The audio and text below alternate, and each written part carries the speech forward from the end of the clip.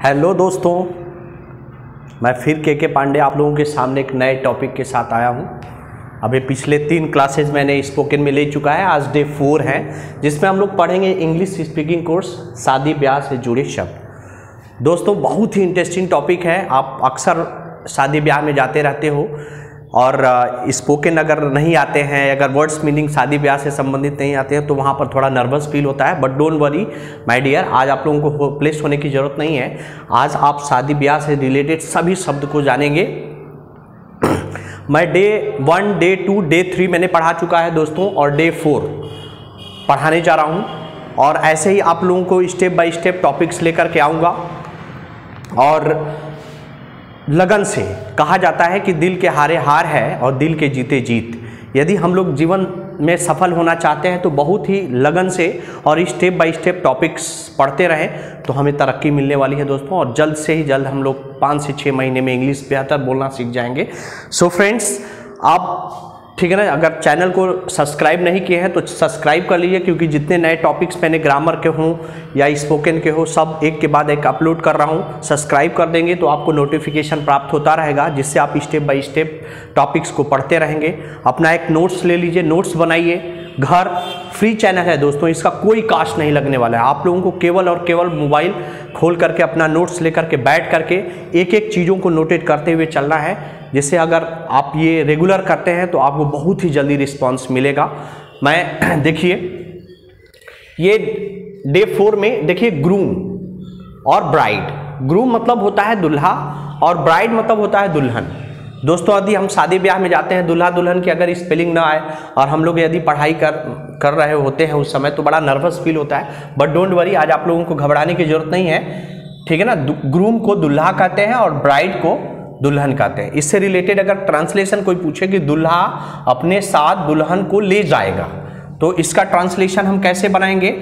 The groom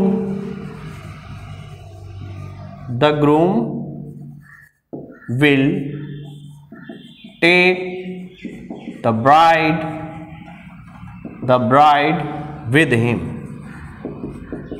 him मतलब अपने साथ। तो दोस्तों देखिए, दुल्हा अपने साथ दुल्हन को ले जाएगा। The groom will take the bride with him. या आप और भी बहुत सारे ट्रांसलेशन बना सकते हो इन योर ओन चॉइस, जैसे दुल्हन दुल्हा के साथ जाएगी, the bride will go with groom.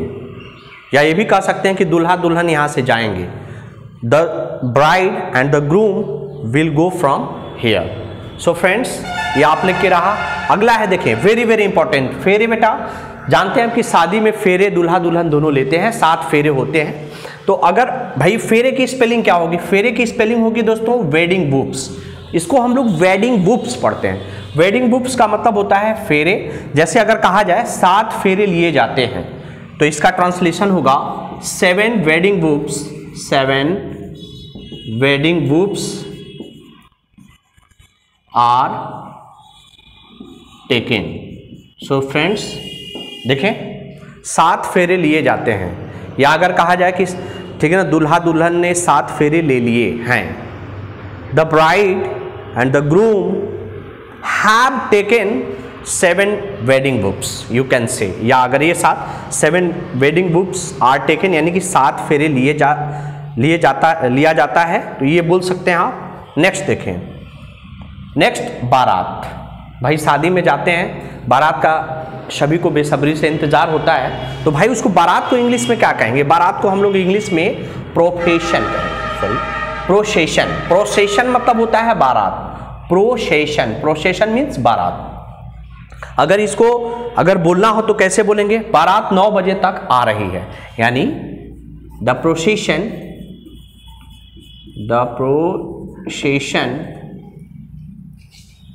is arriving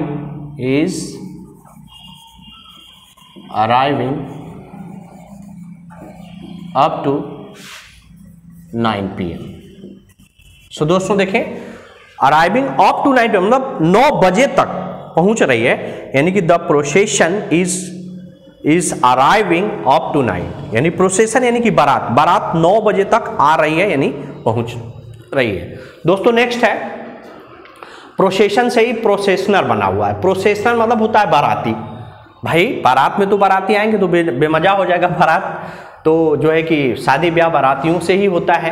प्रोसेशनर मतलब होता है बाराती। जैसे अगर हमको कहना हो कि बाराती खाना खा रहा है तो हम लोग क्या कहेंगे, कहेंगे दोस्तों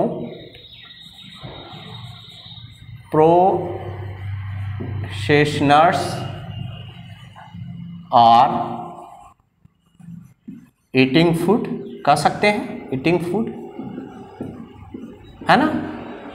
या हम लोग ये भी कह सकते हैं कि बाराती नाच रहे हैं। Processioners are dancing, you can say in your own sentences. So friends next है कस्टम। देखिए कस्टम मतलब होता है रस्म। भाई शादी ब्याह रस्म से ही जुड़ा हुआ है। जैसे इसके लिए मैंने एक वाक्य सोच के लिखा हूँ, दूल्हे का जूता चुराना भारत में रस्म है। वाकई में भारतीय जो इतिहास में रहा है, भारतीय कस्टम में जो ये चीज़ें जुड़ी हैं, ये अक्सर सभी घरों में देखा जाता है कि दूल्हे का जो जूता होता है वो चुराया जाता है। तो दूल्हे का जूता चुराना भारत में रस्म है, यानी कि इसका क्या कहेंगे भाई, स्टीलिंग ऑफ ग्रूम्स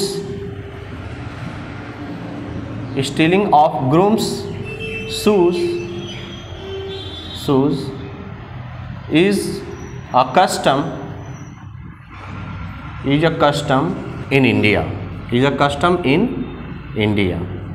यानी कि दूल्हे का जूता चुराना भारत में रस्म है। Stealing of grooms shoes is custom in India. So friends ऐसे बोल सकते हैं। नेक्स्ट है लाज हाउस, वेरी वेरी इंपॉर्टेंट। लड़का हो या लड़की सबके ससुराल होते हैं, तो देखिए लाज हाउस यानी ससुराल होता है।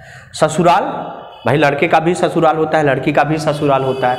तो देखिए दुल्हन अपने ससुराल जा रही है, अगर ये वाक्य बोलना, या दुल्हा अपने ससुराल जा रहा हो उसके लिए भी बना सकते हैं आप। दुल्हन द ब्राइड, देखिए दोस्तों the bride is going to her large house, to her large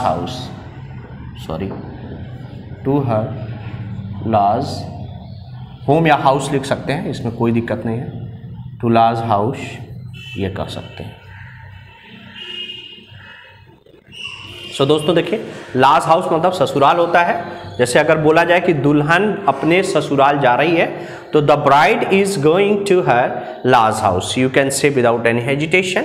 so friends next paternal home. Paternal home मतलब मायके होता है, यानी कि लड़की जब ससुराल जाते हैं तो कुछ दिन बाद भाई सबका घूमने का मन करता है अपने मायके, तो मायके। पैटर्नल होम मतलब होता है मायके, वह अपने मायके जा रही है।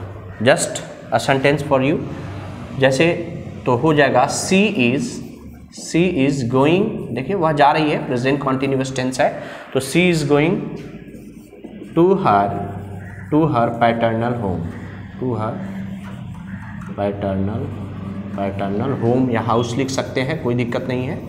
ये देखिए दोस्तों। सो नेक्स्ट फीस्ट, दावत। भाई शादी ब्याह में जाएंगे तो भाई दावत में तो अटेंड करना ही होगा दावत को, तो फीस्ट मीन्स होता है दावत।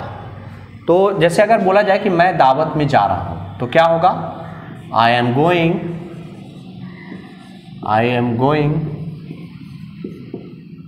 Going in the feast. तो फ्रेंड बिना हेजिटेशन आप बोल सकते हो, दावत की स्पेलिंग फीस्ट होती है। मैं दावत में जा रहा हूँ यानी I am going in the feast, you can से। Okay custom next very very important, रस्म। शादी ब्याह जो होते हैं वो रस्म से ही रिलेटेड है। दूल्हे का जूता चुराना भारत में एक रस्म है। सो फ्रेंड्स ये मैंने ऑलरेडी पहले ही से ही कर चुका है। नेक्स्ट देखें गार्लैंड। गार्लैंड मीन्स होता है माला।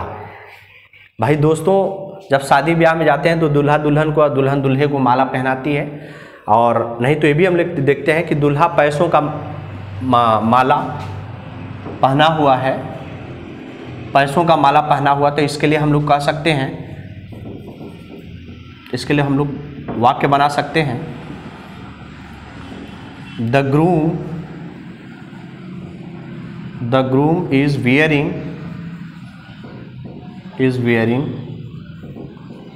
a garland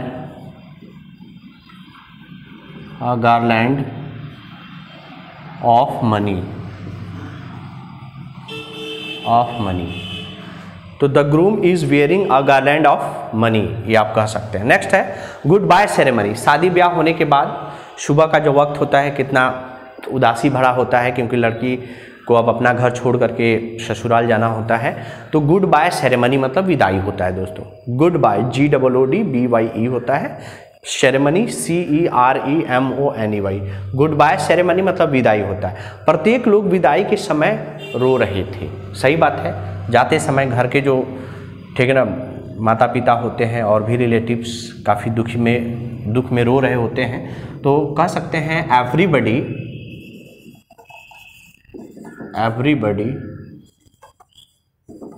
was crying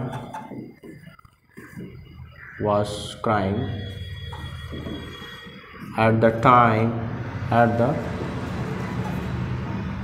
time of goodbye ceremony.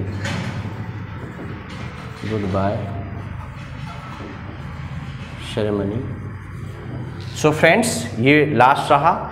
अगर इतना शब्द मेरे दोस्त अगर आप लोगों को अच्छी तरह से कंठस्थ अभ्यास प्रैक्टिस करें, 2-4 बार प्रैक्टिस कर लेंगे, ये सदैव के लिए आपके दिमाग में हो जाएगा दोस्तों। वेरी इंटरेस्टिंग ये टॉपिक है डे 4 में। इसी तरह से और भी बहुत सारे हम डे 5, डे 6, डे 7 लेकर के आएंगे, जो आपके लिए हर एक टॉपिक बेहतर साबित होने वाला है। और अगर आप डेली प्रैक्टिस करते रहोगे तो दोस्तों बहुत ही जल्द आपको इंग्लिश बोलने में रिस्पॉन्स मिलेगा। सो फ्रेंड्स, अगर आप लोगों को वीडियो लाइक हुआ होगा तो प्लीज़ सब्सक्राइब, शेयर और कमेंट जरूर करिएगा। थैंक्स।